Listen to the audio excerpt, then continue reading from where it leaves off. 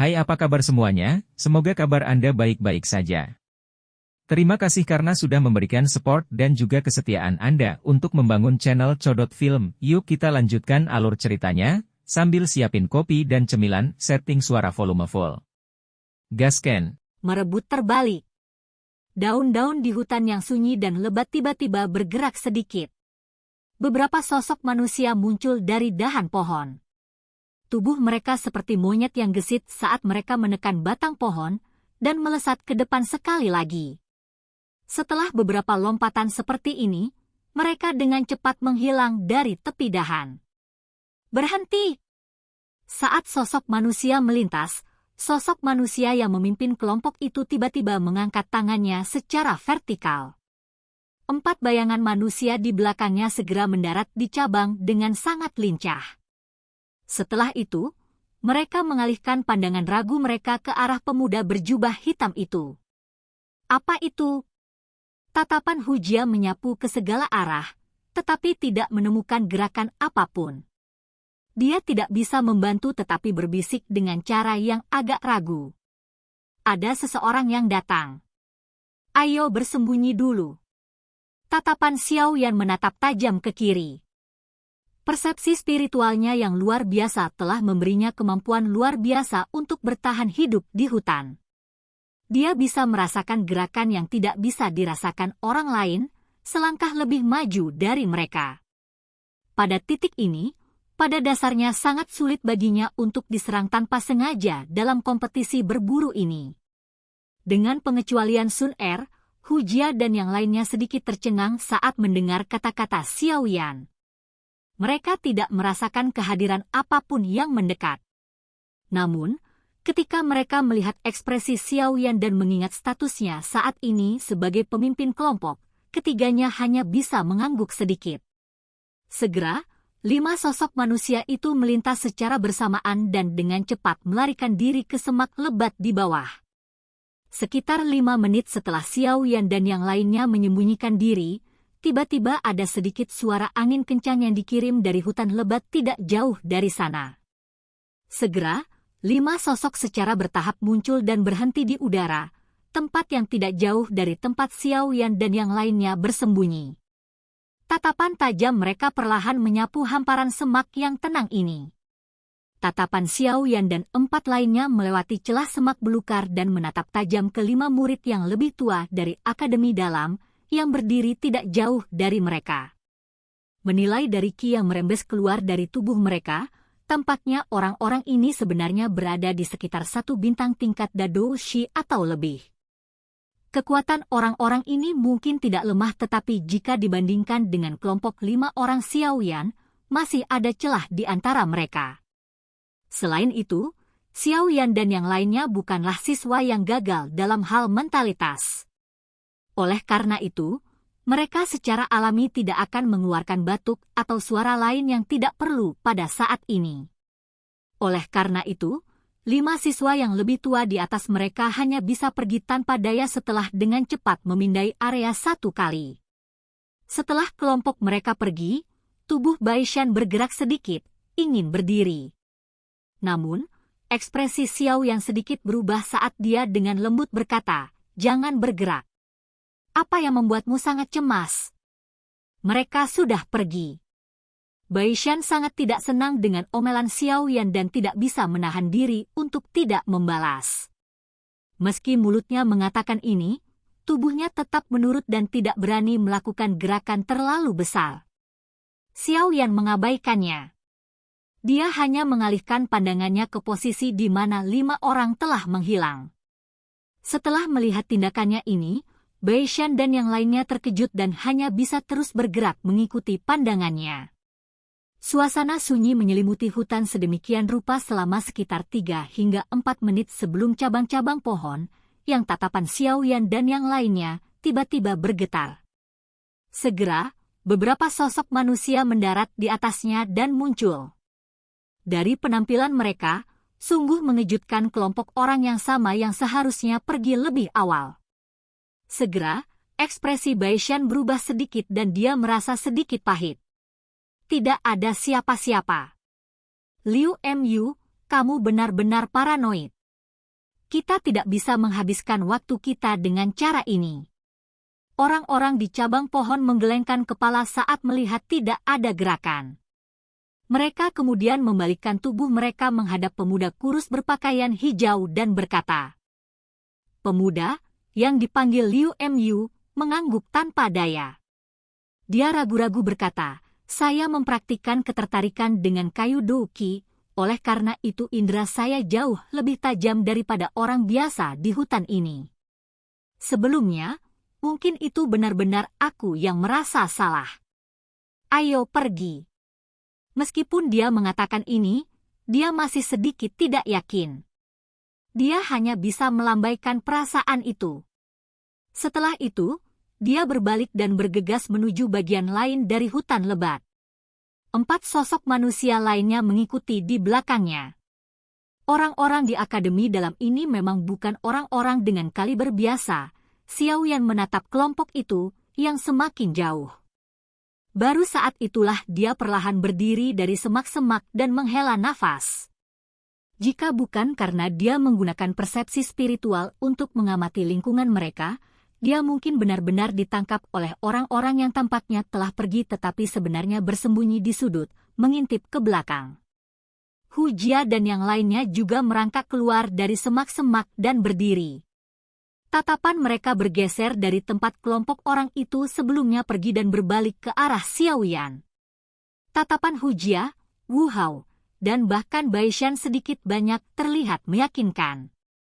Setidaknya, ketika mereka belum menemukan jejak pihak lain, Xiaoyan memiliki kemampuan untuk merasakannya terlebih dahulu dan membawa mereka untuk menghindari situasi aslinya, di mana mereka akan tertangkap. Tepat pada titik ini, Xiaoyan berhasil menjadi pemimpin kelompok ini. Ayo pergi. Hanya saja alih-alih berkeliaran dengan liar seperti sebelumnya, kita tidak lagi tahu posisi kita sekarang, jadi jika kita hanya secara acak menyerbu. Xiaoyan sedikit mengernyit sambil perlahan berkata, "Saya merasa, haruskah kita memikirkan cara untuk mendapatkan informasi tentang hutan ini? Berapa tepatnya siswa yang lebih tua yang berpartisipasi dalam kompetisi berburu ini dan tingkat kekuatan mereka? Jika tidak, jika kita hanya mengamuk di sepanjang jalan, kita akhirnya akan jatuh ke dalam situasi dikelilingi karena kurangnya informasi tentang lawan kita. Mungkin kita bisa mendapatkan kemenangan ketika kita menghadapi sekelompok siswa yang lebih tua.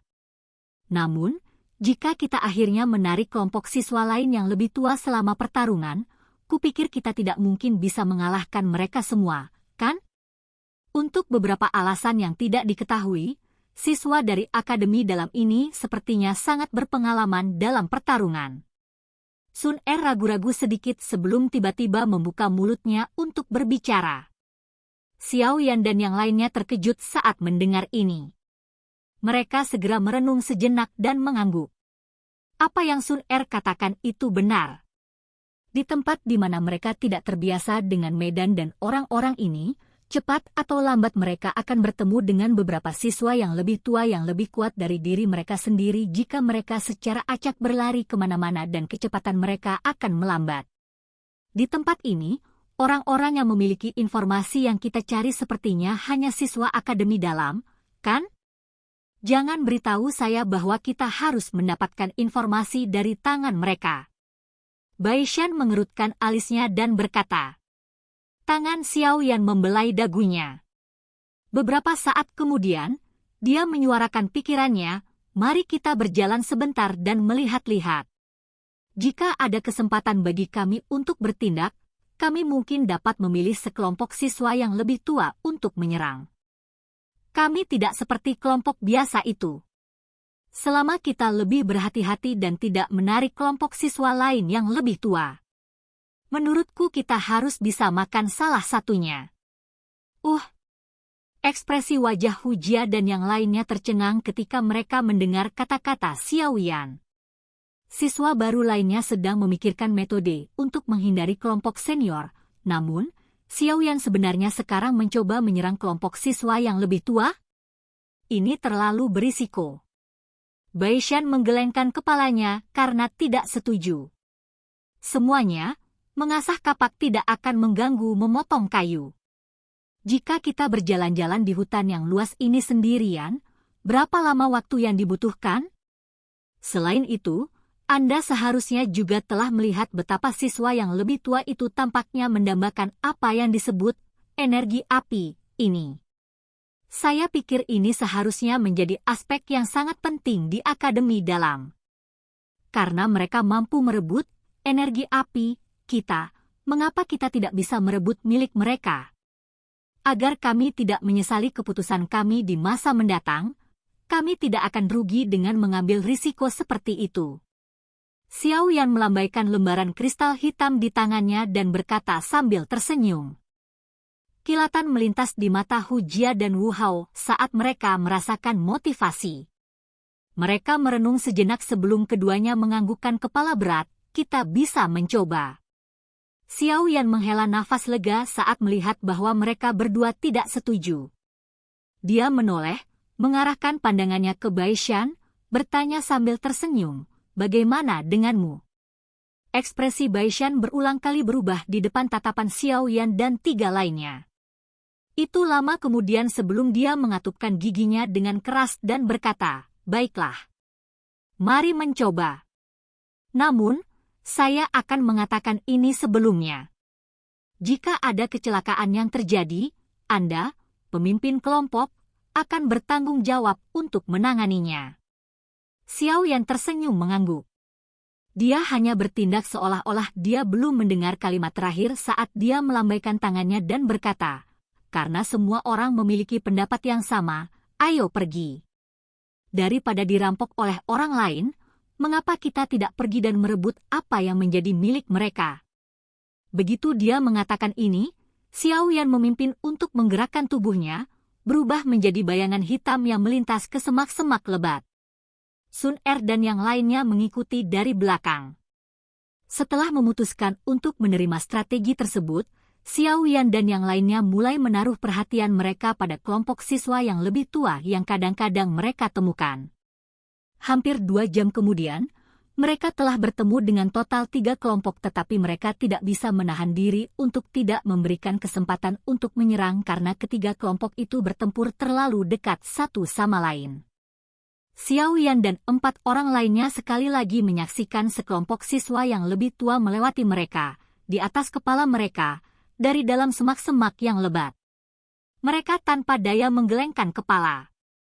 Xiao Yan bisa merasakan bahwa ada kelompok lain yang berhenti sekitar 100 meter di utara lokasi mereka. Suara pertempuran di sini pasti akan menyebar. Oleh karena itu, demi keselamatan mereka sendiri, mereka hanya bisa terus memberikan kesempatan ini untuk menyerang. Xiao Yan menunjuk ke beberapa orang di belakangnya. Oleh karena itu, mereka berempat, yang dukinya sudah mulai beredar, hanya bisa sekali lagi tenang. Tidak lama setelah sekelompok siswa yang lebih tua itu melewati mereka, Xiao Yan hendak berdiri dan membawa mereka pergi ketika langkah kakinya berhenti. Dia memiringkan kepalanya dan mengarahkan pandangannya ke utara. Dia merasakan bahwa kelompok di sana tiba-tiba berhenti. Pergilah. Xiao Yan ragu-ragu sejenak. Dia melambaikan tangannya dan segera memimpin ke-4 orang lainnya saat mereka bergerak seperti tikus tanah, melewati semak yang lebat dan dengan cepat menuju ke utara. Setelah sekitar 5 menit, tubuh Xiao Yan dan yang lainnya tiba-tiba berhenti. Tatapan mereka melewati celah di antara dedaunan lebat dan menatap tanah kosong di luar. Pada saat ini, ada 10 sosok manusia yang terjalin dan berkedip. Sesekali, anak muda yang muntah darah dan pingsan. Pola ini berlanjut selama 2 atau 3 menit sebelum 5 anak muda, yang jelas merupakan siswa baru, benar-benar dikalahkan. Kelompok mereka kemudian dikepung di tengah-tengah tanah kosong. Di sekitar mereka ada 5 siswa yang lebih tua yang berdiri di sekitar mereka dengan malas. Pingsan Douki diperpanjang dan muncul di tinju mereka. Sun Er, Hu Jia, dan 2 lainnya mengalihkan pandangan mereka ke arah Xiao Yan setelah menyaksikan pemandangan di tanah kosong. Jelas, mereka menunggu keputusannya. Mata Xiao Yan menyipit. Persepsi spiritualnya menyebar hingga batasnya pada saat ini. Matanya perlahan terbuka saat dia mengangguk sedikit. Tes KCK, kita beruntung banget hari ini, sudah ketemu 2 kelompok mahasiswa baru. Haha, akuisisi kami lumayan. Seorang pria muda berpakaian biru di tanah terbuka melihat kartunya setelah mendapatkan 3 energi api lagi. Dia tidak bisa membantu tetapi menjilat bibirnya saat dia mengatakan ini sambil tersenyum. Hai Junior, terima kasih banyak. Jika Anda tidak puas, Anda bisa datang ke Akademi Dalam untuk mencari kami di masa depan. Kami menunggu tantangan Anda kapan saja. Tentu saja, prasyaratnya adalah Anda harus memiliki energi api yang cukup. Pemuda berpakaian biru itu melambaikan kartu kristal di tangannya ke siswa baru berwajah hijau saat dia dengan sombong berkata, "Ayo pergi dan cari target selanjutnya." Begitu dia mengucapkan kata-kata ini, pemuda berpakaian biru itu melambaikan tangannya.